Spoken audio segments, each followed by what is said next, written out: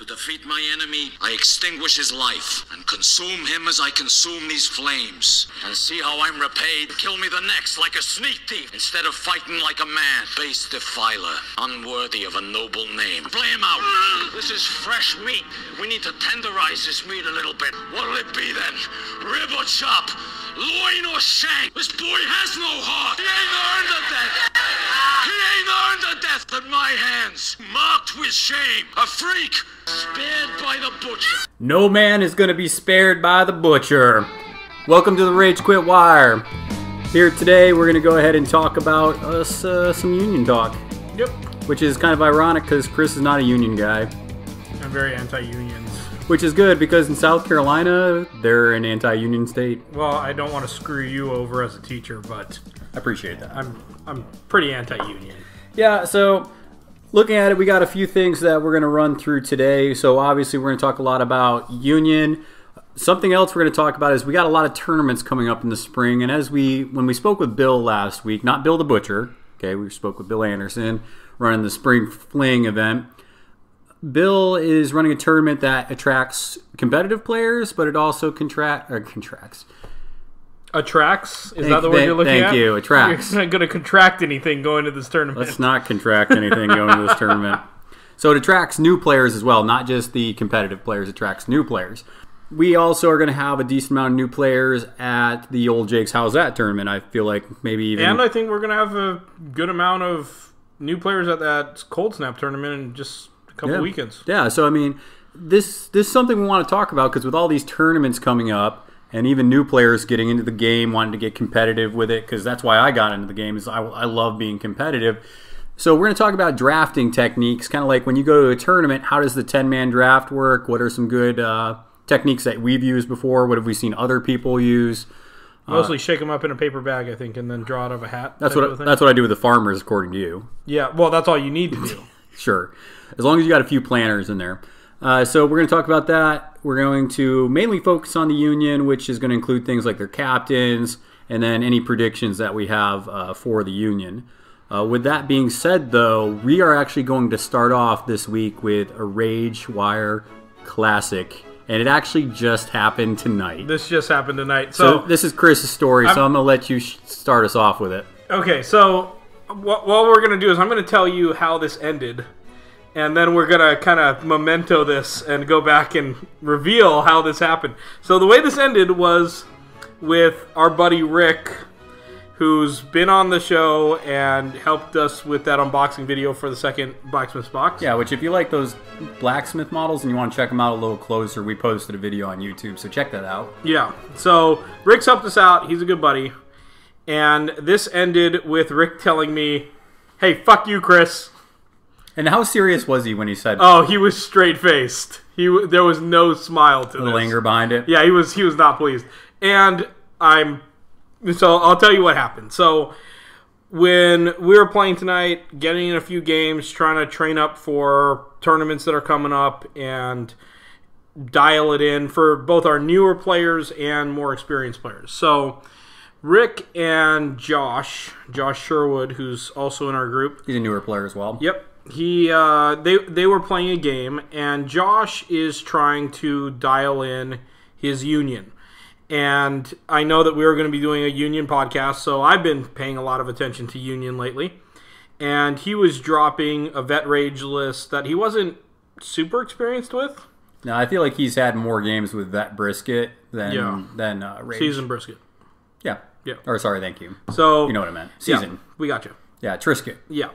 Unless you use Guild Ball Scrum, which still has it listed as Brisket too. Yeah. So anyway, they're playing, and it really was... This is absolutely my fault. This is going to be an apology to Rick, and I think it's a good learning moment for a lot of people that are experienced players and trying to help others. I really just started with trying to interject a little bit and help Josh get set up and set up his team for success and take that first turn. And I just kind of kept interjecting, and Josh was looking for the feedback, so I'm trying to help him. So why weren't you helping Rick out? Why was it just on... So Rick is one thing that I really respect about Rick is he wants to work it out for himself and figure out what's going on and what he's doing wrong for himself. Like, he doesn't really want the help. He doesn't really want to ask the questions. Yeah, I noticed that because, like, when we've asked him, hey, what do you want to play against? He's like, well, play whatever you want. It's like, well, what do you want practice against? He's like, just drop what you want, and I'm just going to play it. Rick is definitely a guy that he's going to be like, well, I want you to go full out. Yeah. And don't hold back on me.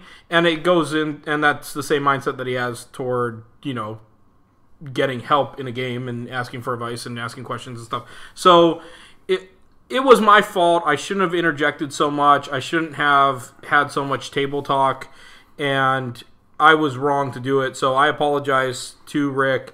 If he's listening, I'm sorry, buddy. And as we got going, at first it was really just about let's get Josh set up, and then as he started playing, there were things that he was activating that I kind of noticed. I think that's a problem, and I wanted to correct and help him with. And then as the game went on further, the shop was getting ready to close. Okay. And so I was trying to help them get through and wrap up the game. And obviously, if there were things that happened that just stretched it out into a long game, that wouldn't have been ideal. And that's when that's when Rick told you to fuck off. Well, it was after, like, when the game was over. And it just kind of snowballed, and I remember I didn't keep my mouth shut, and I was actually playing Infinity with Clay because I'm getting into Infinity a little bit, and I heard you. I forget what it was, but Josh did something, and you're like, no, you should do this, this, and this, and that's when I specifically turned to Chris, and I was like, you need to get out of their game, Chris. And I didn't hear you say that at all. Well, that's because you were so keyed into this, because I would have didn't say it quiet. Yeah. But yeah, you were straight up in that game. And I wish Rick had just been like, Chris, shut up, stay out of my game. I would have. Like, I absolutely would have. It's not that I wanted to interject. It's just that I think everyone's stuck their foot in their mouth at various times. Said too much in some social setting. Some of us more than others. Yeah, and I'm definitely somebody that's guilty of that. And so I was wrong. I apologize. And I think that there's something good to be learned from this experience. I think it is important to, it's a little less of a faux pas because you were there kind of, offering your opinion to people. So, you can say that's not as bad. But I know me as a player, and I'm going to say I've told you to get the hell out of a game a few times. Like, I'll be playing somebody and you'll offer some advice and I'll just be like, dude, you just need to let them play the game. Especially if we're trying to, do it straight up and stuff. But and just to let you know, like, I never will do that at a tournament. Well, obviously. No one's ever seen me do that at a tournament. I do see other people at times do that. Oh, so I only do it when I think it's a casual game. I'm going to throw a Rage Quit story on top of a Rage Quit story here. Okay. And this has to deal with this topic. And this is why you don't do this. And it's a faux pas to do this, just at a table. Like, if you walk up and say, oh, why didn't you do that? It's like, that's like, okay, dude, you kind of need to stay out of my game. But in a tournament, it's even so much more because there's so much more on the line. So I was actually at the Bug Eater tournament. It was a grand tournament in Omaha. And I want to say it was the first or second one. It might have been the second one. And there was a guy who he plays Guild Ball now. And a lot of people know this guy's name. I'm not going to say it because don't want to ruffle any feathers, even though it makes me so angry. So basically, I was playing Warhammer Fantasy because that was my main game for a long time, and I used to go to a lot of grand tournaments for it. Man, I'm shocked that you don't play that today. Shut up. We don't want to put a Rage Quit on top of a Rage Quit on top of a Rage Quit. Anyways, I'm sitting there. It's like probably about the fourth round, and I'm playing a guy from Omaha. So already we got that going on. So the judges and stuff are from Omaha because they're running the tournament.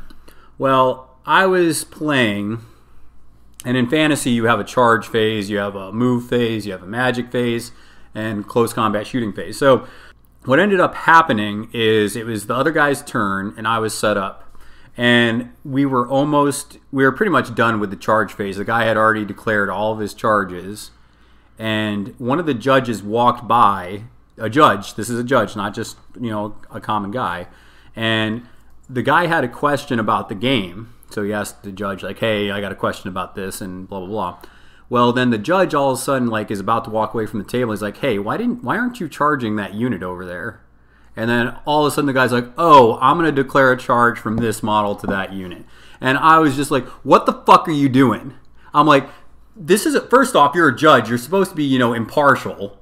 And you're helping somebody out in the middle of a tournament, telling them, come in and fuck my shit up, when clearly he forgot that he had this certain ability. And I started kind of going off, not enough where I was going to get thrown out of the tournament, but I basically told the guy, that was a kind of a douche move. Because it was, it did end up costing me the game, because I lost the unit, and then that flank collapsed, and it pissed me off so bad that, it was almost like Bill, where I was like, I don't even know if I want to fucking do this tournament now, and it was bullshit, So I actually think, that there needs to be some restraint with interjections on tables, but I actually want to, so long story short with Rick, I'm sorry, I was wrong to do that in his game, to interject. It basically became, me holding It's 2 Josh's versus hand. 1 at that point. Yeah, and, Rick, I wanted to present options for Josh to think about, and it really did start getting more and more narrow to where it was me kind of holding his hand. So I think a better way, and this is the way I usually do games, even if it's a new player and they're looking for advice,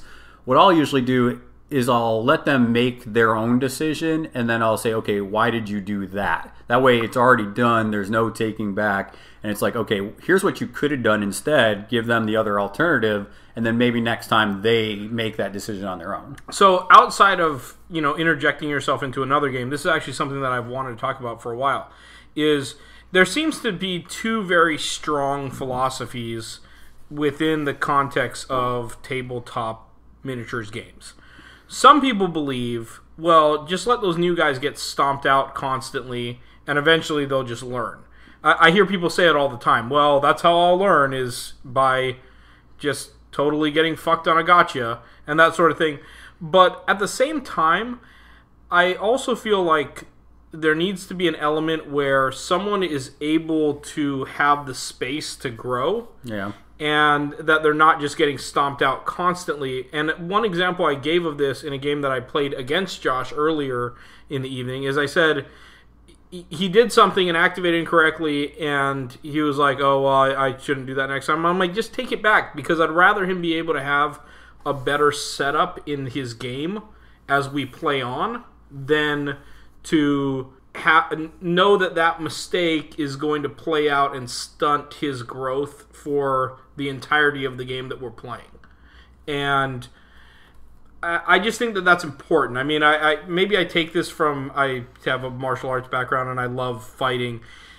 I could train with somebody and always tap them out, or always check every kick. It's a good thing you can, handle yourself, because I feel like Rick wanted to punch you in the face. He probably did. So here's my train of thought. So I agree with you, and I think each person has their own way when you're teaching a game. And my way is 2 ways. I do it 2 different ways. If you are a decent player and you want a straight-up game, I'll give you a straight-up game. So like today, I also played Clay in Guild Ball. He was playing Union, and I was playing Brewers, because I like dusting off the Brewers, because I just love beating the piss out of people with that team. So I played the traditional Tapper team into a what the hell's the pirate's name? Blackheart. So I was playing into a Blackheart list. So the first game, we play on the clock. I'm like, yeah, let's get some practice on the clock. You're going to be in these big tournaments. Let's go. So, I mean, I just ended up just trouncing him. Like, it was not good. I was 1 activation deleting models. He was coming into my scrum just getting deleted. So he had terrible dice rolls too. So it was really not a fun game for him. Lucky for him, we were going to record it and post it, but my camera died because I forgot to charge it. So that's not. You showed mercy. It's not on record. The camera's like, yeah, this is so bad I can't even watch it. But so we played it straight up, and I could just tell, like, he's like, I don't know what to do in the Brewers. It's like every time I play against Brewers or a melee team like them, I just get smoked. I'm like, okay, so here's what we'll do. Okay, let's re-rack it, and then what we'll do is I'll walk you through it and give you different options to say, hey, here's some things you want to do against the Brewers. So we re-racked it, and we showed them kind of different ways to deploy. we went then and said, hey, here's what you might want to take, where you might want to dissect my lineup. You probably want to go for a 2-2 game, 2 takeouts, 2 goals. And he actually ended up winning because we kind of showed him an avenue of victory or a path of victory, right? Yeah. I think those are 2 really important ways to teach people. One is like, hey, when the gloves are off, this is how you're going to get treated. Yeah. Okay? And that just, to me, that shows a player where they are, Because obviously I played a lot more games than Clay, so I'm most times I'm going to beat him. Whereas, the other avenue was, okay, so we got that, you still got to figure it out. Now let's show you how to deal with it. Let's show you some approaches that you want to take against this guild. So that way, next time when we're playing with the gloves off, hopefully it's going to be a lot closer game. And he did some pretty slick things in that re-rack that a couple things where I was like, yeah, that was actually a good move. I wasn't even thinking about that. So yeah, I think those are good avenues to take with people, like you said, depending on what they're looking for. Yeah, I mean, you want to stretch somebody and bring them along, you want to be a couple levels above them. You don't want to be a stratosphere above them. Yeah. And so I think that there's an element where you have to balance having somebody get discouraged versus somebody really being able to be exposed to those difficult elements of a game and being really challenged. It's tough. I definitely have been in situations where I've almost given games away because I went too easy. Yeah. And I showed them how to score 2 goals, and then they just had to get 1 more goal. Yeah. And I almost gave a game away in a tournament.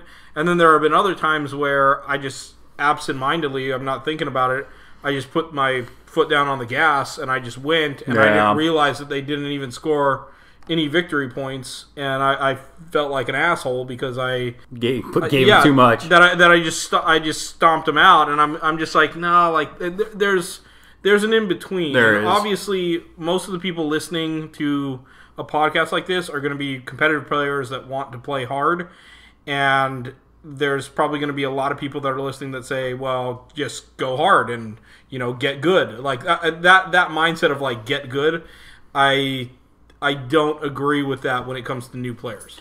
Well, and the thing is, like, if you want to do that, like, I've had a couple new players that said, I want you to go full tilt, I want you to, go. And you remember the one player where he was like, it was Scott, and he was like, I just want you to go full blown, don't hold any punches. I was like, are you sure? He's like, yeah, you're not going to 12-0 me. I'm like, okay. And I did, and I 12-0'd him. And he's like, huh. I was like, well, yeah, dude, you've had like 2 games, and you want to go, full tilt. It's like everybody always asks for that way earlier. They do. So if there's new players listening to this, don't ask for people to go full blast on you from the standpoint, especially like the top people in your meta. Yeah, because don't walk up to Alex Bots and say, "Hey, I'm new. You want to go ahead and play me full on?" If you're talking about somebody that's a pundit and they're playing against a new player, most of the pundits are going to give you a bunch. Yeah, they're going to be able to beat you so fast it makes your head spin. Like, I had a game very recently that I scored 3 goals in a single turn.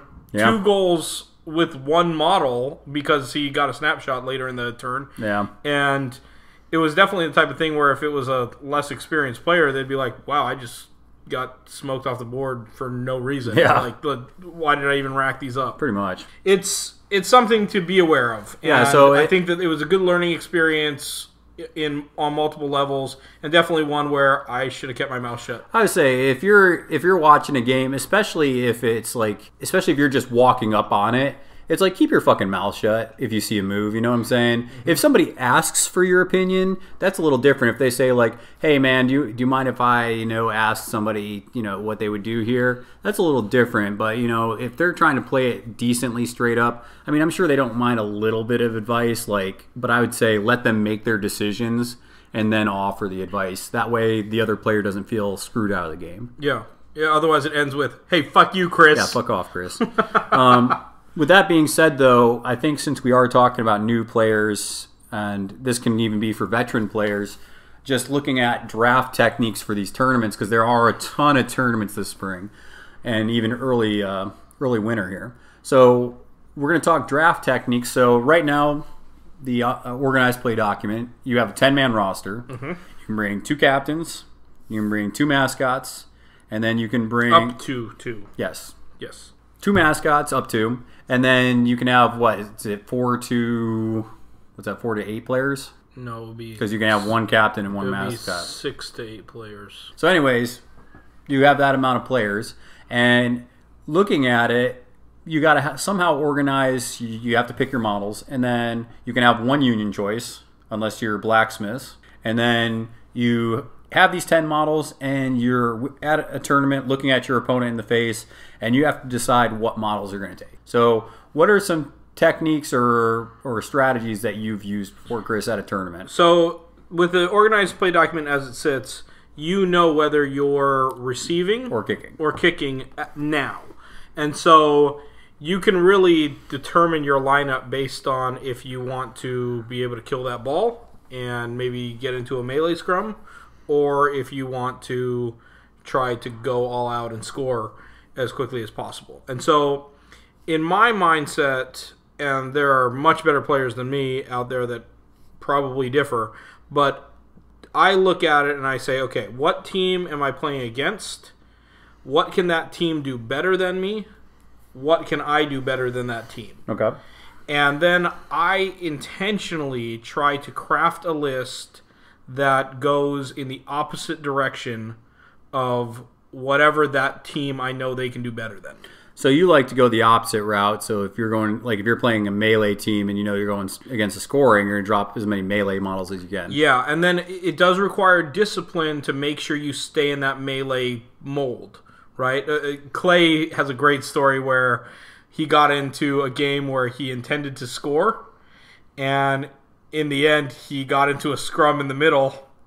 And I think he said something to the effect of like, I told myself I wasn't going to do it. I wasn't going to get into a scrum, and I fucking did anyway. Yeah, and I think he did a better job of that today, of being more disciplined, but it was actually with a little bit of, assist from me, just because I'm like, I was playing Brewers, I'm like, do not come in this kill zone. If you come in this kill zone, you are going to die. Yeah. So having that discipline. Yeah, so you need the discipline to actually stick to that plan. You can't just go rogue. There are others that have the mindset that they want to take something that's the vanilla ultramarine list that can deal with anything. I think on that note, though, it's also important when you're drafting to realize how are you going to get your 12 points.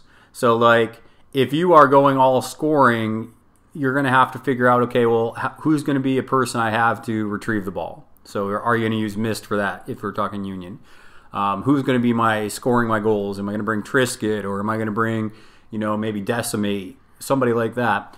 Am I going to go melee? Am I going to try to get a couple knockouts there? So am I going for a 2-2 game? Do I have anybody that can pull off a score on my melee list? Yeah, so I think that's definitely key, is like you can't just pick, 6 random models and hope it works. You have to have a purpose for the models you are taking. Yeah, and so the reason why I don't like playing a jack of all trades list or like a vanilla list is I feel like that requires a player that's more skilled than I am. Okay. And what I mean by that is, yes, if you take those lists, you are able to adapt on the fly in the middle of a game and adjust to whatever's happening in the game a lot easier.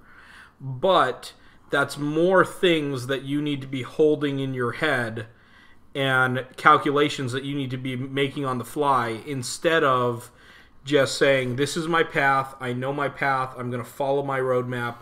And I feel like if people do that, if the models you've selected choose a path for you, so to speak, you're much more likely to be able to replicate your positive results.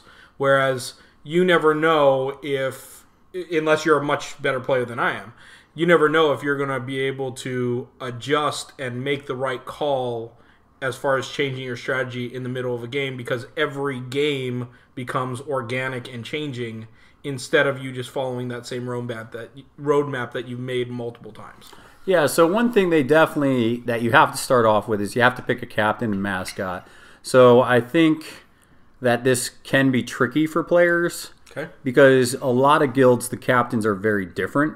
Mm-hmm. So I think you have to pick 2 captains, and I mean, I would recommend picking 2 captains because it puts a question in your opponent's head, like, well, what if they choose the one I don't think I'm going to, that I think that they're not going to pick? I mean, because there is a possibility. Like, there's been times where people think I'm going to drop Tapper, and then I drop Esther's, And whether that's the right or wrong call, it has surprised some people in the past.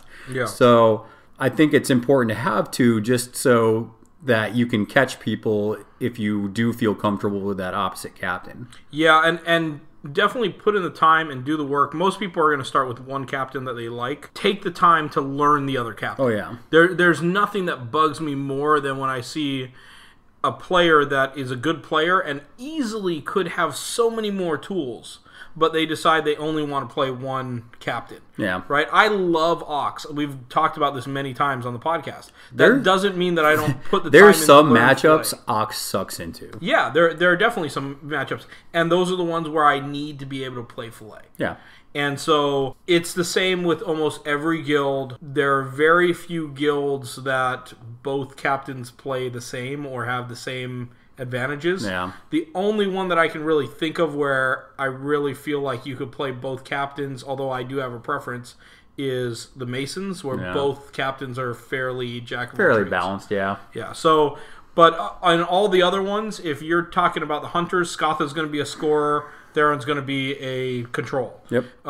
If you're talking about the Morticians, you've got Obelisk as a control, and then Scalpel as a scorer / A little bit of damage, yeah. Yeah. So it's going to be the same throughout the game, and just be aware of that you have those tools in your toolbox, and try to play the one that you're not as experienced with, maybe in more casual play.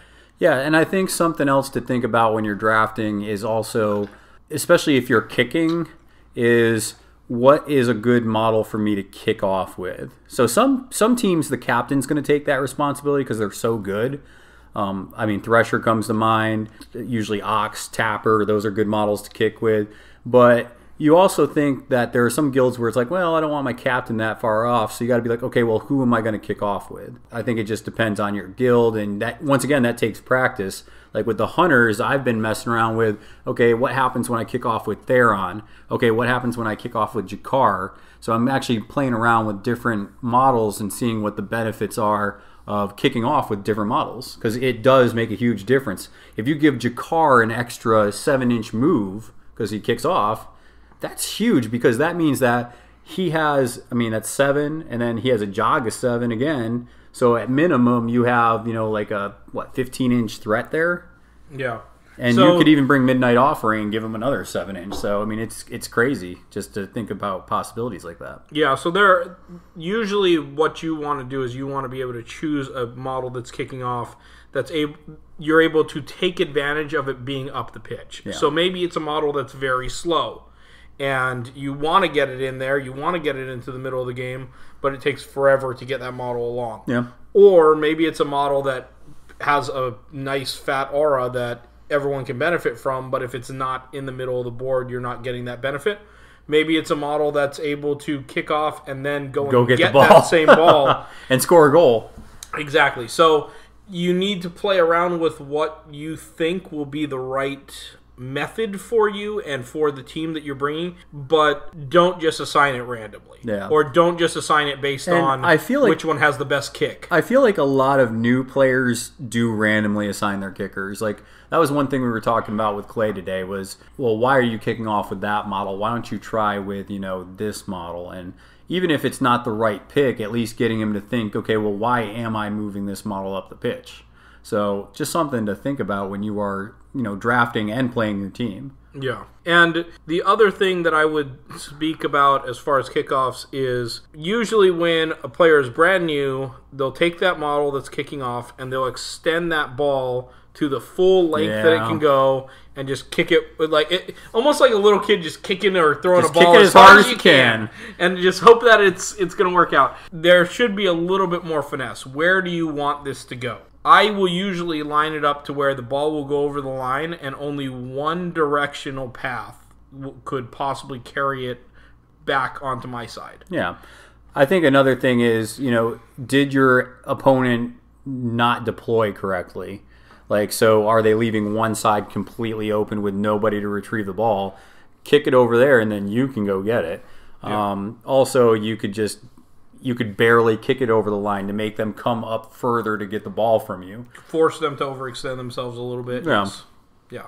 So a few things as far as strategy on kickoff, and I hope that that's helpful. I don't think that by any means this should be new news. Yeah, it shouldn't be a huge revelation other than to players that are maybe a little bit newer. Yeah, and plus I think it's just just something to think about, because I think once you kind of get in a groove, I think sometimes you lose sight of why you're doing certain things. Yeah. And it's good to reevaluate, okay, well, why am I doing this? Okay, is that the ideal spot?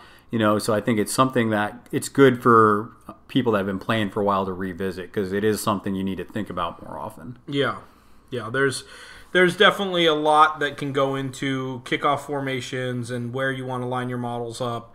Generally speaking, though, you're going to want to put a couple of wing players on your two sides just so they can go out and challenge those balls and maybe get the ball off. And then in the middle, you want some of your more melee-heavy models. Yeah. Maybe models that are benefiting from So, auras and those last thing that things. I think I'm going to say about drafting is that I think when you are drafting your 6-man roster, I always think that first off, the captain pick, you're gonna switch depending on what you're playing. Some people go with they're comfortable. Some people go with the matchup. It just depends on you. Something I think people need to think about though is you're going to always bring, I think, 1 or 2 models that's like, I pretty much bring that all the time. I feel like every guild that I have played, I'm like, that's a model I'm bringing every time. Yeah, and every player has auto includes that they just love, even ones that maybe everyone else doesn't. Yeah, like Shank and... Sure, yeah, I love Shank. I think Shank's one of the best models around. I wish Shank played for every team. Yeah, whatever. Anyways. So, and that's like me with the Brewers. It's like MASH. I'm always going to bring MASH. I'm probably always... No, Hooper I don't always bring, but MASH I do always bring. Spigot, pretty much always an auto bring. So every guild has one. You just got to figure out which ones you love taking and which ones do work for you. With the Hunters, Jakar is another one I feel like he just always does work. He always gets, the momentum and damage and everything you want out of him. So I think just finding the guild that you play, what are the models that, hey, I always got to bring this guy or this girl because they do work for me.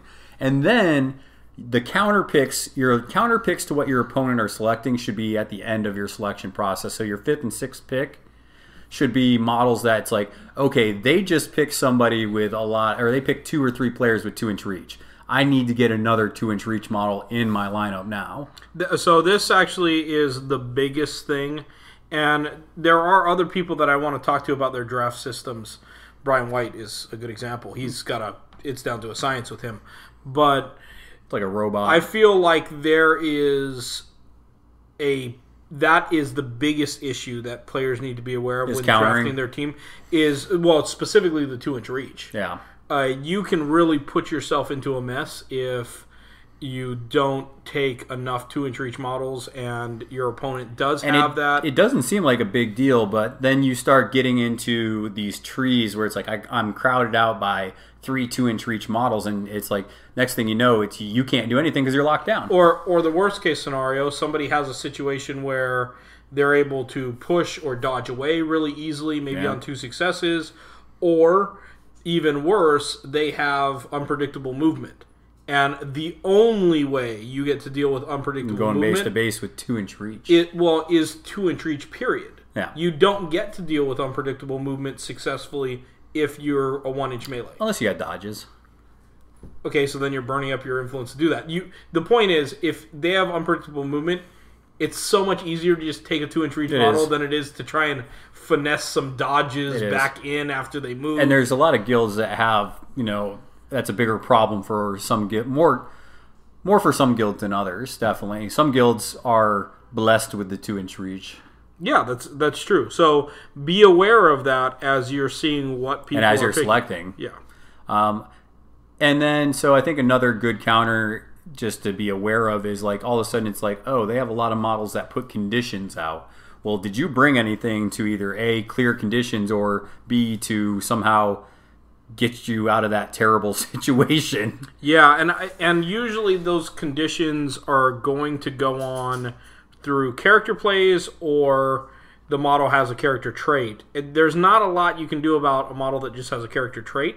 Yeah. But if it's because of character plays, I think that one great system that you can use is trying to err on the side of taking the models that have the higher defense. Yeah. So if you're playing a team that is heavily control-based, and it's going to have a lot of models that are going to be throwing out character plays from a distance. Choosing your models that are 4s and 5s on defense instead of the models that are 3 defense, that's probably a smart way to go.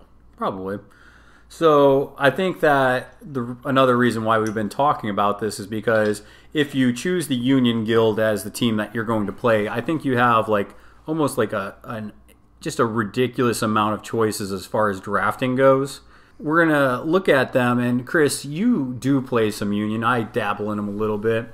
I've even played tournament games with the Union. Yeah, so I mean, you've played in some pretty big scenarios with the Union. So what is something that we'll start off with? Just what do you like about the Union? What's something that you really, really enjoy? One thing that I really enjoy for newer players is because those Union models typically are assigned to other guilds, they need to be able to activate and act independently. Yeah. They can't be really dependent on other models' buffs and auras and that sort of thing. They tend to be a little bit more independent pieces. And so I think that's a good thing for a newer player. Are there synergies within the Union? Absolutely. But for the most part, each model is able to kind of stand on its own. And I think that that's a really big positive. 2, I like how adaptable they are. And that adaptability is really, really nice when you are facing off against teams that are at a high level, players that are at a high level, and they're playing teams that you know are going to absolutely murder you in melee or are going to just run you off the board in scoring. When you see those situations, having the adaptability of a Union team that can play both directions and has a ton of models available. Don't forget the Union have the biggest roster of any guild that's in the game.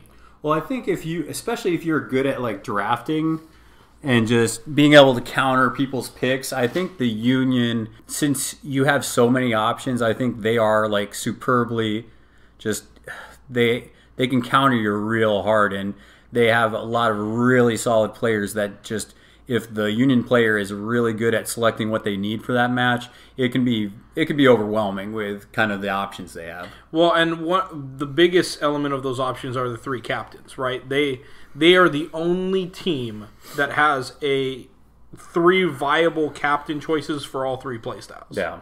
That they have a top level melee captain in Vet Rage. They have a top level scoring captain in Brisket 3. And they have a top-level jack of all trades kind of control type captain that it has a beautiful 2-inch reach in Blackheart. Yeah. So there's a big variety. I guess it's probably a blessing that the organized play document does not allow them to take all 3 captains. That would be a pretty tough thing to manage. Yeah, I mean, I don't think that... I would, even if they allowed that, I think it would be a mistake to bring all 3. I absolutely would. I don't think that you can, because that only leaves you with 7 other spots, technically 6, because you're going to bring a mascot in there. That's fine. I feel like you can take those same models and they become very different. I don't think that. I think that there's definitely models in the guild that each captain likes and that doesn't necessarily work with some of the captains as well, especially in some matchups. When I look at it, if you were to take 6 models knowing that I only have to pick 4, there are models in there like Gutter and Decimate that, depending on which captain you pair them with, they can play very differently. Decimate can absolutely be a run all over the board scorer, or can use that anatomical precision and do tons of damage. See, I don't feel that about Gutter, though. Gutter, to me, is just straight up melee, and people forget that she doesn't have a huge range on her kick, but she is a 3-6 kick. Yeah, so I know. 3 kick I know. I get that, but that's what I'm saying is that, yeah, she could, but it's not as huge. I just don't think it. There's a lot of models that have 3-6. Stoker in the Brewers Guild has a 3-6. I mean, there's a lot of people that have that. It doesn't mean that all of a sudden, hey, you got a scoring list because you got 3-6. But she's able to see the way that I would use her is different. If you take Gutter with a scoring list, she's pulling all of those other models out of alignment to where she's freeing up your own scorers. I mean, I wouldn't say all those models, but she can be used for that. I see that. I'm just saying, I think that those models, there are some that are very easy to play with any of the captains. Gutter, to me, is one of those. Decimate is one of those. Mist is one of those. Even if you're taking a melee-heavy list and you're playing Rage, you could easily take Mist, so you at least have some scoring option, or you have something with some 2-inch reach that can peel a ball off somebody. I don't know. It's just then, yeah, you got somebody that can go get the ball, but then it's like they're out on their own, and then that's, something that's not benefiting from Rage. And I don't know, just to me, it feels a little awkward sometimes when you do stuff like that. But there are other models that, why would you even take them with the Union, right? So it's easy to kind of create a list that is 6 models deep, and we never have to do this because the organized play document only allows 2 captains. But there are some that you're just not going to take in competitive play. Fangtooth is one of them. We're talking about, I love Fangtooth. Yeah, fucking liar. I do love the model, and I wish he was good. When we do the rookie league, I am totally gonna probably do Union if there's not like 5 players doing Union. For the most part, I see a lot of people taking Decimate, Gutter, Mist in most matchups. I don't see a lot of space for Rage 1 because I've seen some lists. You only play them with Blackheart. That's the only way you can play. Well, yeah, but that's what I'm saying. People that love playing Blackheart totally throw Rage 1 in there just because he can do some work with that. But if you want to do some work in melee, you're just going to play Rage as a captain. Well, no, you can go for the 2-2 with a Rage and a Blackheart. I recognize that it's possible. I just don't think it's as effective. I think it can be. I mean, that's what I'm saying. If you get really good with work, and I've already seen it, and Clay's just getting into Blackheart as a captain, and I've already seen times where it's like, man, if this freaking goes off, this is a pretty easy goal for him.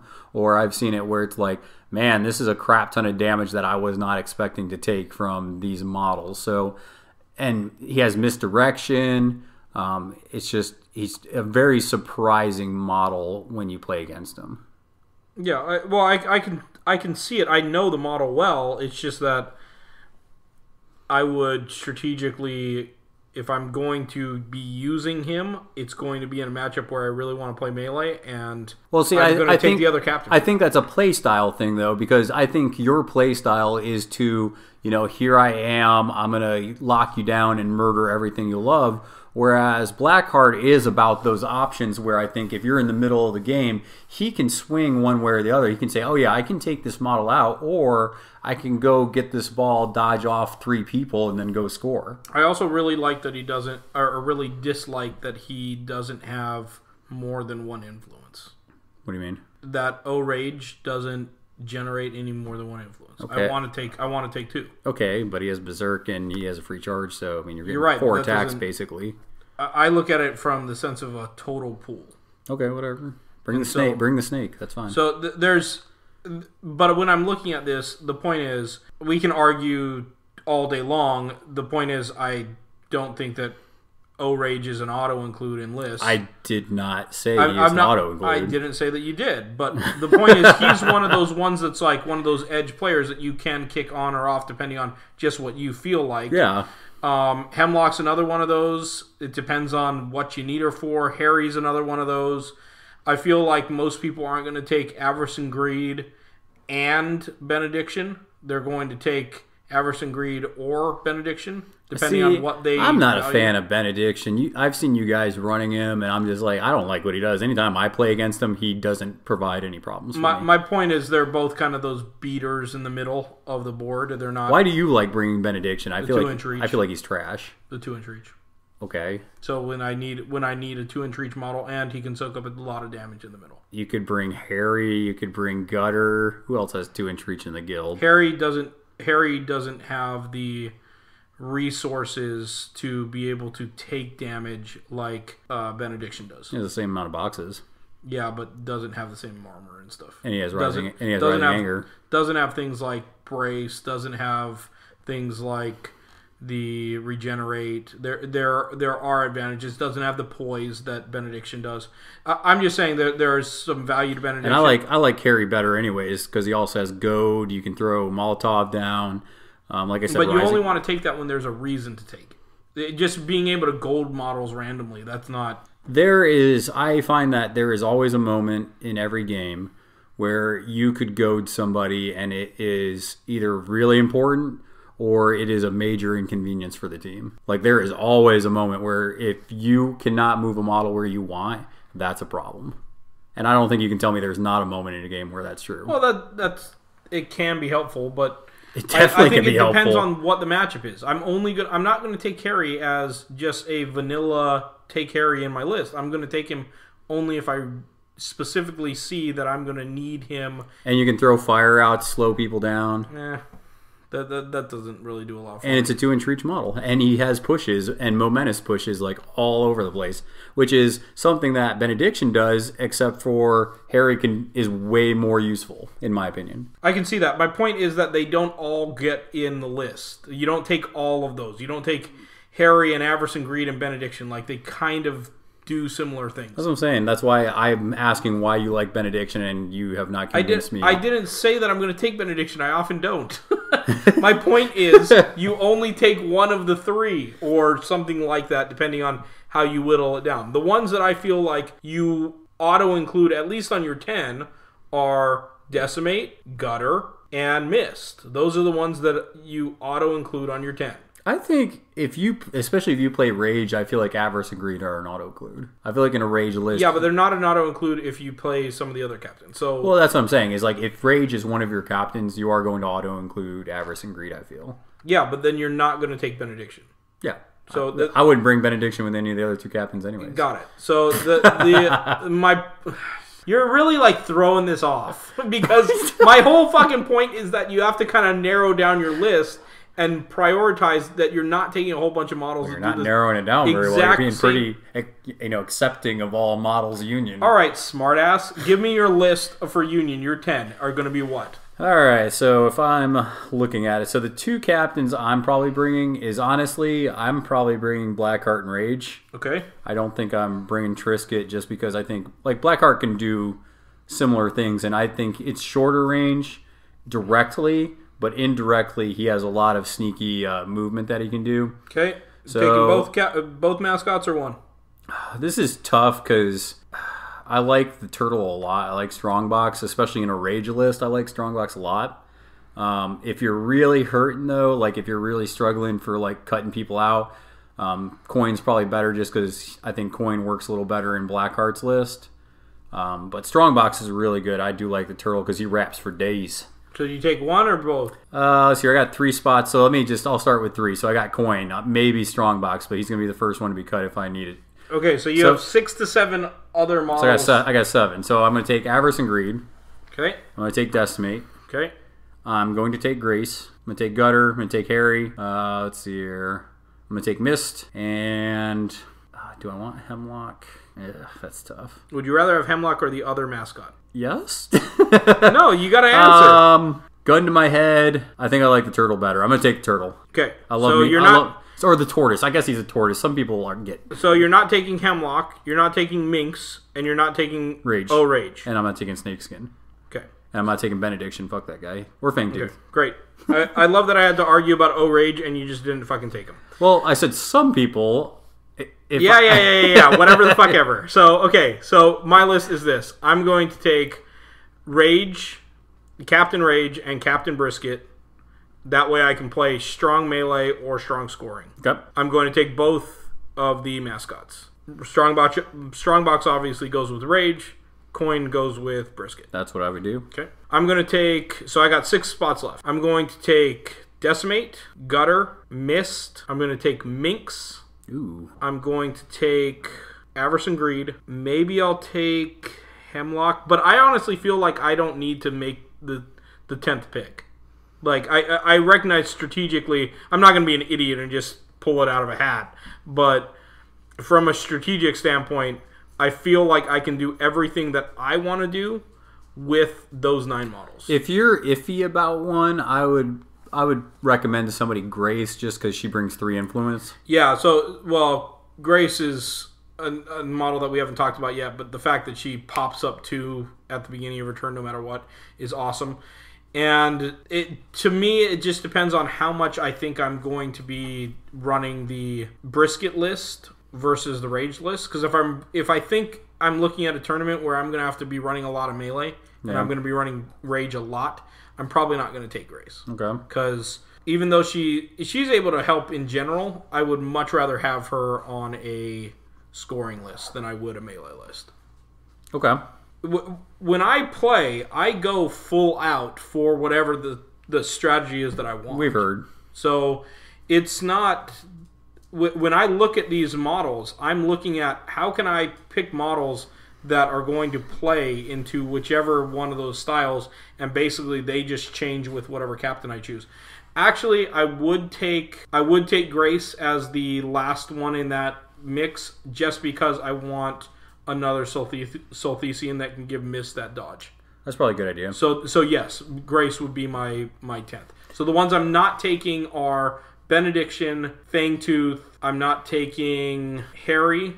I'm not taking Hemlock. I'm not taking O-Rage, and I'm not taking Snakeskin. By the way, Snakeskin fucking sucks. You tried her. Yeah, she's fucking terrible. Fair enough.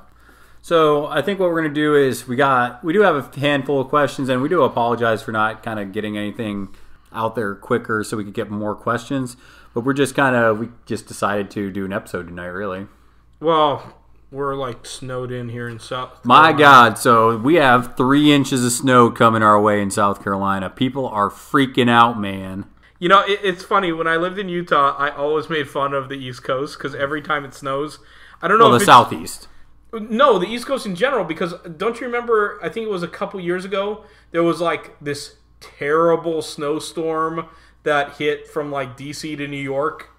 And anybody that lives in an area that has hardcore snow, like Utah, Colorado, etc., they know that it's nothing, but it just shuts down everything. That's fair. On the East Coast. I just think it's embarrassing. Yeah. So I'm from upstate New York, so I mean, we sneeze at this kind of state. It doesn't mean anything to us. Yeah, but you guys know we get serious snow up there. That when you see the entire city of DC shut down over less than a foot of snow, it's embarrassing. Yeah. A question that we have is, so this is a question that actually our buddy Clay asked. So Clay's question is, why is everyone all over Brisket when Blackheart is clearly cooler? I play models based on their performance, not their coolness. Well, I think I play off coolness sometimes. Okay, well, enjoy that. I mean, I think you could also look at it, I think he also means coolness by just the ability. So let's look at this real quick. So you have done some interesting things with Brisket. Why don't you talk to us about I think that Brisket is my number 2 captain. Like out of all the guilds you own? Of all the guilds and all the captains I own, if somebody said, pick your favorite captain, obviously I'm going to pick Ox. Number 2, Brisket 3. I feel like this is biased for butchers and former butchers. Fine. Okay, but anyways, why do you like Seasoned Brisket so much? She has such cool scoring options as far as her being able to get to the ball, as far as her being able to move around the board with her legendary play, being able to get extra movement from if she's going toward a model that has the ball, being able to kick back and forth with her own teammates. She just has a lot of really cool options for scoring that if somebody is not experienced with her, they're not going to see, and it gives you a massive advantage. And not only that, I feel like that she's one of the more reliable scorers for Union. There are probably hundreds, if not thousands, of stories of missing kicks. Yeah, she's a 3-8 kick, and that's nothing that seems amazing. But when you consider that she's also scoring on 3... She scores for fun. Yes, so this is important. If you read that rule, what is that rule called? I think it's called score for fun, isn't it? Yeah, but one of them is the one that gives her extra for the screamers or whatever. Like, gives her more screamer options. I'll just pull it up. Yeah, I mean, so scores for fun is the one that makes the TN test reduced by 1. So that's scores on 3s or in tap-in range on 2s. And then goal of the month is the one where if she gets 2 matching score results, it's a screamer instead of just on 6s. Yeah. I think it's the key, though, is for scores for fun, it says that when this model makes a shot during its activation, the TN's reduced by 1. So if you do a snapshot, she still needs 4s. It doesn't go down to 3s. Yeah, but and I've definitely had situations where she's missed on goals. 3s. Yeah, but just to give you an idea, I pulled up the dice math on this. If you're rolling just 3 die, you're not bonus timing it or anything. Sure. You have an over 96% chance of scoring that. Yeah. That's unreal. She's good, yeah. I agree. So, I mean, yeah, I'm willing to bet on the over 96% chance. So the only ding I have on her, I shouldn't say the only ding, but one of the biggest problems I have with her is that she is a 1-inch reach model, so that does come with its problems. That does allow certain models to get around her unpredictable movement. And then the other ding I have on her is just that I feel like sometimes she has a problem retrieving the ball. Like, I feel like with her, you need a model like Mist to go get the ball for her. She does if it's a 2-inch reach model. Yeah, and I think there's quite a bit out, especially like Fish. But I think if you're playing against Fish, you should drop Rage or Blackheart. Blackheart. They can outscore her. So, yeah. But when I look at her, I don't try and match her up against the 2-inch reach models because, one, they're going to overcome her unpredictable movement anyway. And so I'm trying to line her up on maybe the side or pair her against the models that are 1-inch anyway. And then on 2 successes, she has a tackle dodge. Yeah, on but 2 successes. But she's only tack 5. That's a problem. Yeah, but you're still likely to get 2 successes. Depending on the model. It does depend on the model you're going into. You can craft scenarios. Well, no, I'm not. I'm saying that even a 4-1 model, there is a decent shot she will not get 3 successes or 3 hits, and then 1 armor brings her to 2. There's a decent shot that's not happening. I'm not going to go through all the dice scenarios, but I'm just saying that tack 5 is a problem for her. Yeah, I think that she has at least a 50% chance. So then let's just say that you missed that tackle and they counterattacked you. Well, next thing you know, maybe they're pushing you out of melee because you're a 4-1. I mean, maybe they just push you out or they dodge out. I agree that she probably needs tack 6 instead of tack 5. That doesn't mean that she's inept with her ability to do that. I'm not saying inept. I'm just saying that you need to have somebody in your list when you draft, kind of like what we were just talking about, that can go get the ball for her so then you can keep scoring. I'm taking Mist every fucking time. Yeah, I know. And that's what I'm saying. Maybe like you were saying, Gutter is not a bad option either, just for that 2-inch reach, maybe to knock down or get the ball. That is, I do like Gutter for that as well. Okay, so that's why you like her. Now, one thing I am going to say to kind of answer for Clay, I like Blackheart a lot for his dodges. Like, the fact that he has a 2-inch dodge on 2 hits is pretty gnarly, just because it allows him to get so much mobility. So does Brisket. Well, what are you talking about? Captain Brisket also has a 2-inch dodge on 2 hits. Yeah, but it's not Momentous. Okay. So you're right. They don't have the exact same card. So yeah, but I'm saying it's 1 damage, 2 dodge. It's Momentous, and he's a 2-inch reach, so that allows him to get around certain scenarios as well. And so, I mean, he hits Shadow Like, so that's 2 inches. He has a 6-inch move, so that's 8. And then let's just say that you buy 4 attacks and you get just 2 hits on all 4 of those attacks. That's 8 inches of move. So I mean, you're looking at 16 inches, and then you have a 6-inch kick. So, I mean, you're looking at then at that point, 22-inch threat. And then by the time that's all done, by the way, you can go ahead and do his legendary to get another 2-inch dodge. So he is one of those captains where he can weave his way around your team to go get like this sneaky-ass score. And I feel like players that can really get good with that Blackheart, Kung Fu, can really do a lot of damage to a team that's not expecting it. It's a tactic that I hated when I first started playing you. What Chris would do is, so I'd bunch up my models because I was dumb. And this is when I first started playing at the beginning of Season 3. And he would come in, and I'd be like, oh, I'm going to counterattack, and this is going to be cool. Next thing I know, he dodges to another player. And I was like, okay, well, I'll counterattack with this player too. And then he dodges back to the player he was on. I'm just like, what the fuck is going on? I'm like, I can't even counterattack because you keep dodging out of my melee. That's something I feel like Blackheart is really good at, that he can dodge back and forth and really kind of trick people into wasting momentum and getting where he wants to go. Yeah, I agree with that. So when I look at it though, I think that triggering the right options, people can get lost in Blackheart's book his character playbook very easily, in the sense that if you're using misdirection or butchery or on my mark at the wrong times, you're wasting a lot of your you are. influence. And Peter Williamson just sent me a tweet. He's like, why does playing Blackheart make one feel like they are a terrible player that cannot unlock his full potential?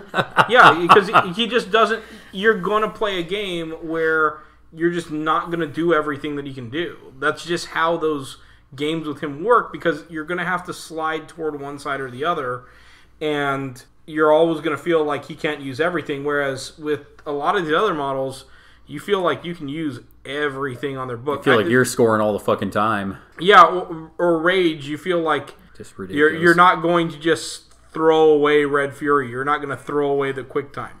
Yeah. All right, so looking at another question that we got, did you have one on Facebook that you saw? I got another one on Twitter if you... You can hit me with the Twitter one real quick. So... This person asked, and this is a fluff question. I don't know how up to snuff you are on the Union fluff. Maybe. We'll see. Otherwise, I'll just make it the fuck up. He said, where is Fangtooth? I think he means like fluff-wise. Also, just playability. He's just nowhere to be found. But fluff-wise, we have not heard anything about Fangtooth in this Union and Chains event. And it's like, where the hell is this dude? Well, I mean, I've already expressed that I wouldn't be surprised if they move him around and he goes to a guild, which I know you would hate. I feel like he's the smelly kid, and they just kind of like maybe locked him up, and he's chained up somewhere, and then maybe they'll do something where he gets released, and then he gets a new card. And I have to say though, if you haven't checked out his rookie card, Fangtooth's rookie card is fucking awesome. I mean, looking at it, the one where he can do the bunny hop is freaking ridiculous. So I do love how most of these models that they're doing rookie options for are models that don't really see a lot of play. So I almost wonder if they're experimenting with us to see like where people go with those rookie models and what things they value most. So then they can just be like, well, we're just going to throw these abilities onto this guy. So first off, I love both of his sides. If you haven't checked out Fangtooth's rookie card, it's pretty awesome. So his bloodthirsty mode, this dude freaking is like straight up gangster. He has like Bloodiest is like a character play where it's a pulse and everybody suffers, bleed. He has a trait called Fangtooth's Paradise. He has another one that's called Thug Life, where each time an enemy inflicts a taken out condition on an enemy model, this model gains 1 influence. So this, like, one of his sides is just like straight up gangster. And then the other one is a cosplay, and that's the one where it's his bunny model. And that's the one where he can do like the bunny hop and everybody within an inch of him is knocked down. And he has basket time where he gets extra victory points for, collecting Easter eggs and shit. And I'm so excited for this rookie league. I just want it to be fucking released. I want to play it so bad. I know. So these rookie cards, the fun thing about them is at the end of the rookie league, you're gonna feel like you have a model that is a beast, really, really superhuman. I think Jake Smith said he was up at SteamCon and somebody had like a fully loaded freaking Zarola, and he got messed up by her, like tore up by Zarola. Yeah, this rookie league is going to be a lot of fun. What we're going to do is we're planning on doing it all in one day. Yeah, I think a one-day event, because I think if you stretch it out, some people don't become as invested, and I think if you do it all in one shot, people have just this day of like, man, that was a lot of fun. Yeah. So I'm going to work out the mechanics when I check out how the kit says it should be played, and then I'm going to modify it to one day. Yeah, and I think that'll be a lot of fun for everyone. They're not going to feel like they're getting lost in multiple games over weeks, and some people have powered up their models and other ones haven't. Yeah. All that kind of stuff. I agree with that. The catch-up. But I really like it. Obviously, as a Butcher player, I'm very excited for Boiler, because Boiler's just awesome. Last thing that... and this kind of goes back to Seasoned Brisket, and I think that it's interesting there's so much interest for her, and I think that people are interested in her because they changed the OPD, where it's like if you know you're receiving, yeah, you want to drop a good score like that, or Seasoned Brisket. So, Chris, let's just run through this. This will be the last question I ask you. Okay, what is the best lineup for seasoned brisket, and do you think a thematic Solthesian team can be as strong on the pitch? Yes, I do. With what? I absolutely do think that The Solthesians? Yeah, if you take all the Solthesians, they absolutely can score.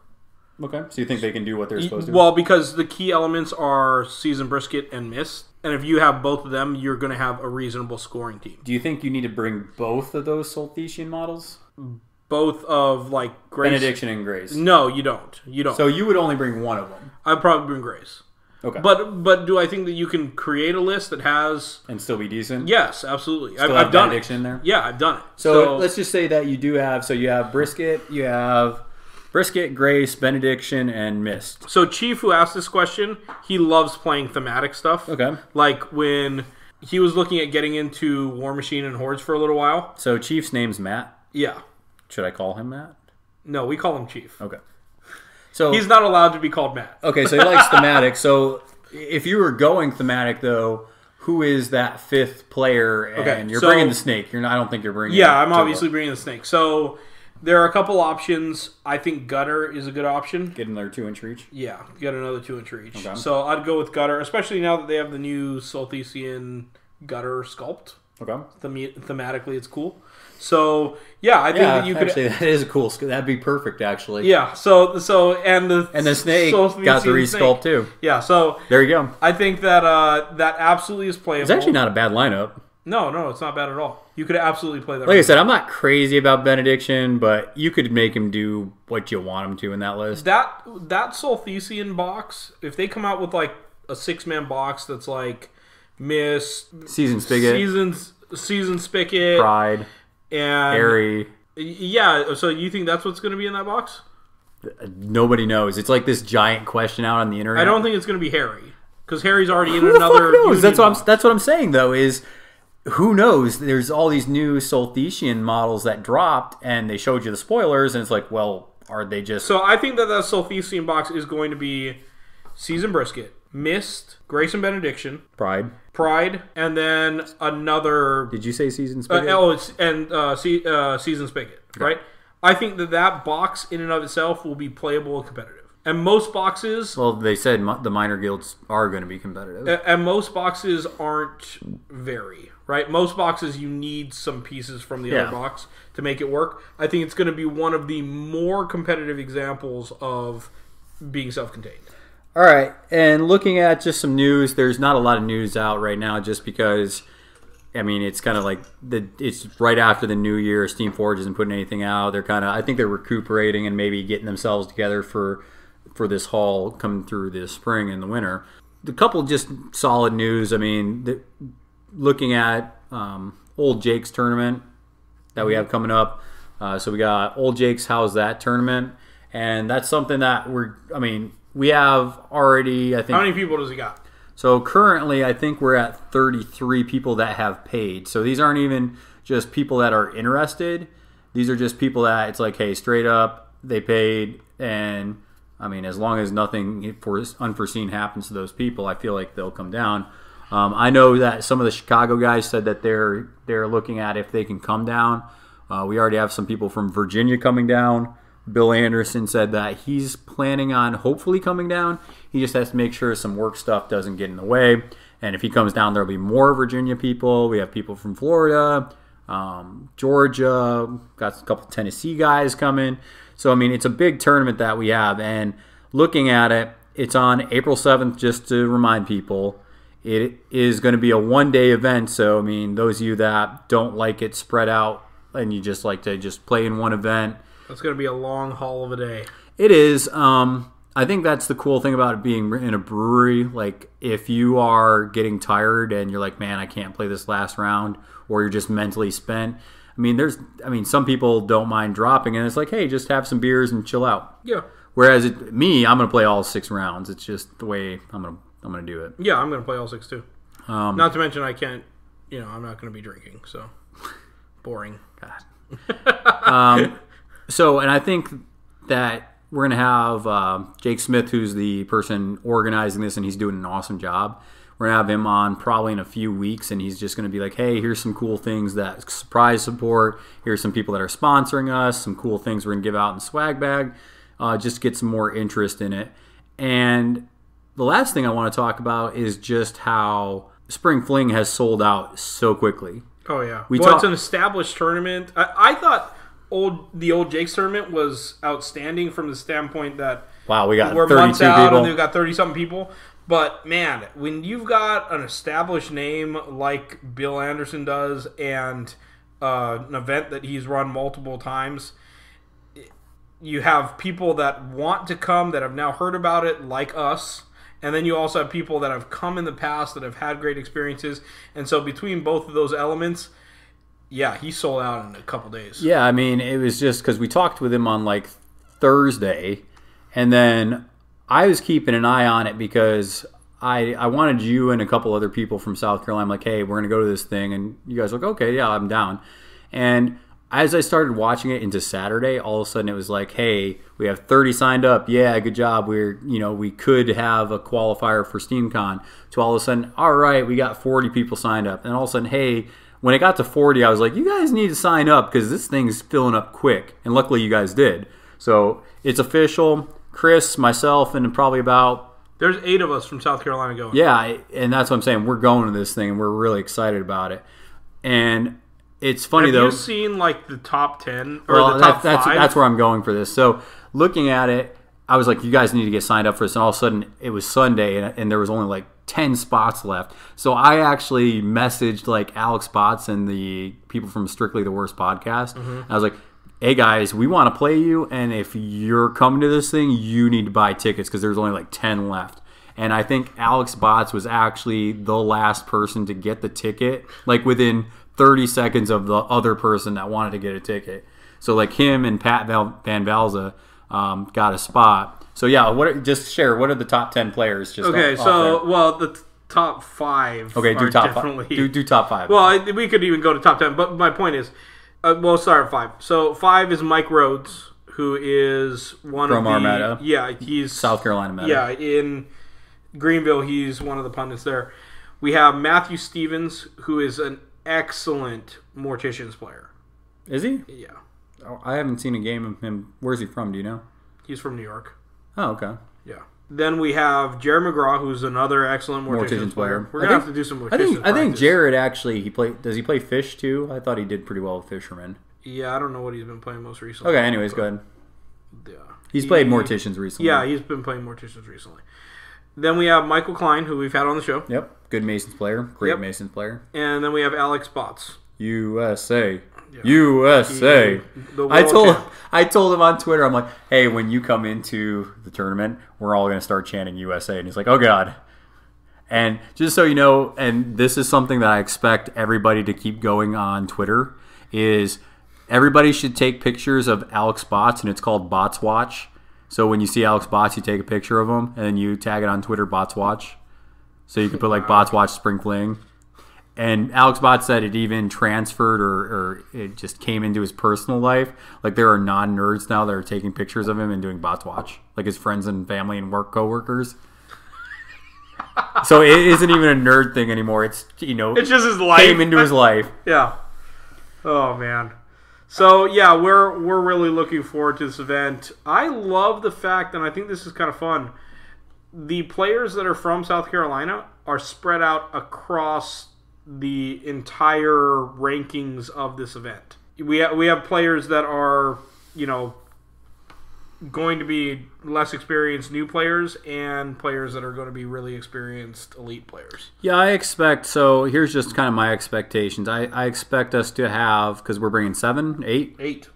So I expect probably to have, this is just my prediction when we go, I think we're going to have 3 or 4 finish in the top third to half. I'm not going to be as bold to say we're going to finish in the top 10 or anything crazy like that. But I think we'll finish, in the good part of the half. I think we'll do okay. And then we also have 3 from North Carolina going too. Yep. Which is cool. And then I think that our other 4 will be spread out. I think we got a couple guys that they might be like, man, I got my butt kicked, and then it's good because they'll learn some things. And then we'll have some people that finish in the middle of the pack, but at the lower end, I definitely think. Yeah. So with that being said, Chris, just why don't you take us home here? Well, from snowy South Carolina. Who the fuck gets snow in South Carolina? I'm just saying that those 3 inches are going to bury us. So, I'll take some pictures and you guys can laugh at us, in South Carolina. From snowy South Carolina, good night, roll dice, throw salt.